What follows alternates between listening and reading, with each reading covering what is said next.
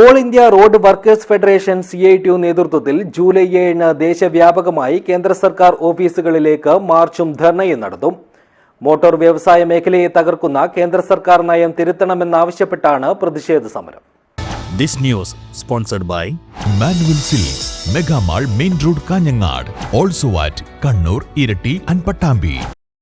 ഇന്ത്യയിലെ മോട്ടോർ വ്യവസായ മേഖലയെ തകർക്കുന്ന കേന്ദ്ര സർക്കാർ നയം തിരുത്തണമെന്നാവശ്യപ്പെട്ടാണ് all India road workers federation CITU നേതൃത്വത്തിൽ ജൂലൈ 7 ദേശവ്യാപകമായി കേന്ദ്ര സർക്കാർ ഓഫീസുകളിലേക്ക് മാർച്ചും ധർണയും നടത്തുകയെന്ന് അഖിലേന്ത്യാ സെക്രട്ടറി TK രാജൻ കാഞ്ഞങ്ങാട് നടത്തിയ മാധ്യമ സമ്മേളനത്തിൽ അറിയിച്ചു.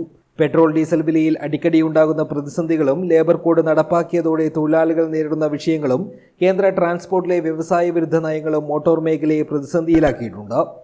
15 വർഷം കഴിഞ്ഞ വാഹനങ്ങൾ പൊളിച്ചുമാറ്റണമെന്ന നിയമം നടപ്പാവുന്നതോടെ രാജ്യത്തെ ചെറുതും വലുതുമായ 4 കോടി വാഹനങ്ങൾ സ്ക്രാപ്പ് ചെയ്യേണ്ടി വരും. വൻകിട വാഹന നിർമ്മാണ കമ്പനികളുടെ കെട്ടിക്കിടക്കുന്ന വാഹനങ്ങൾ വിറ്റഴിക്കാനുള്ള ലക്ഷ്യമാണ് ഇതിന് പിന്നിലുള്ളത്. കഴിഞ്ഞ LDF സർക്കാർ വാഹനങ്ങളുടെ കാലാവധി 22 വർഷമാക്കിയിരുന്നു. ഭരണമാറ്റത്തോടെ ഇത് 15 വർഷമാക്കാനുള്ള സമ്മർദ്ദമാണ് നടക്കുന്നത്. വഴിയാധാരമാകുന്ന ലക്ഷക്കണക്കിന് തൊഴിലാളികളെ സംരക്ഷിക്കാൻ പൊളിച്ചുമാറ്റുന്ന വാഹനങ്ങൾക്ക് പകരം പുതിയ വാഹനം വാങ്ങാൻ പലിശരഹിത വായ്പ നൽകണമെന്നാണ് ഫെഡറേഷന്റെ ആവശ്യമെന്നും അദ്ദേഹം പറഞ്ഞു. നിരവധി പ്രക്ഷോഭ സമരങ്ങളാണ് കഴിഞ്ഞ നിരവധി വർഷങ്ങളായി ഞങ്ങൾ നടത്തിവരുന്നത്.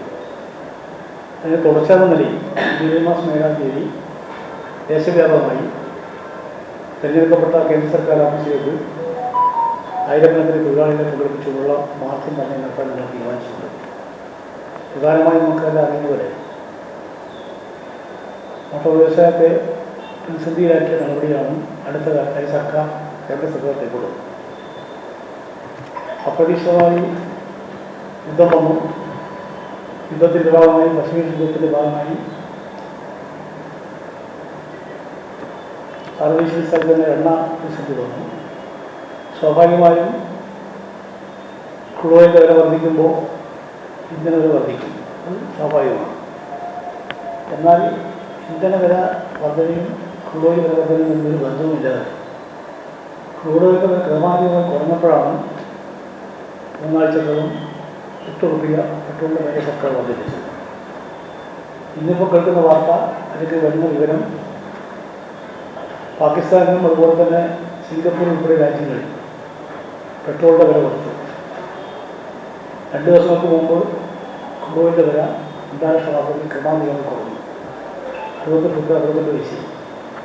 പക്ഷെ നമ്മുടെ രാജ്യത്ത് ഒരു പ്രതികരണവും ഗവൺമെൻറ് ഭാഗത്ത് ഉന്നതങ്ങളുടെ ഭാഗത്ത് ഉണ്ടാകുന്നില്ല. ഇന്ധനവില വർധനവിന് ആനുപാതികമായുള്ള ചാർജ് വർധന വരുത്താനോ നികുതി ഇളവ് നൽകാനോ സർക്കാർ തയ്യാറാകുന്നില്ല. KSRTCയിൽ സ്ത്രീകൾക്ക് സൗജന്യ യാത്ര നൽകുന്നതിന് സംഘടന എതിരല്ല.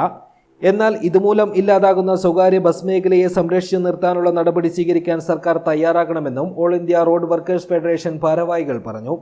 സമഗ്രമായ പൊതുഗതാഗത നയം നടപ്പാക്കണമെന്നാവശ്യപ്പെട്ട് നടത്തുന്ന ദേശീയ പ്രക്ഷോഭത്തിന്റെ ഭാഗമായി രാജ്യത്ത് ആദ്യമായി നടക്കുന്ന ദേശീയ വാഹന പണിമുടക്ക് ഉൾപ്പെടെയുള്ള സമരമാർഗങ്ങൾക്ക് ജൂലൈ 30 മുതൽ ഓഗസ്റ്റ് 1 വരെ പാറ്റ്നയിൽ നടക്കുന്ന ദേശീയ ജനറൽ കൗൺസിൽ രൂപം നൽകും.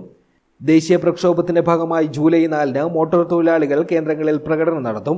ജൂലൈ 7 കാഞ്ഞങ്ങാട് ഹെഡ് പോസ്റ്റ് ഓഫീസിലേക്ക് മാർച്ചും ധർണയും നടക്കുമെന്നും ജില്ലാ സെക്രട്ടറി മോഹൻകുമാർ പാടി, ഗിരികൃഷ്ണൻ K. ഉണ്ണിനായർ തുടങ്ങിയവർ കാഞ്ഞങ്ങാട് നടത്തിയ മാധ്യമ സമ്മേളനത്തിൽ അറിയിച്ചു.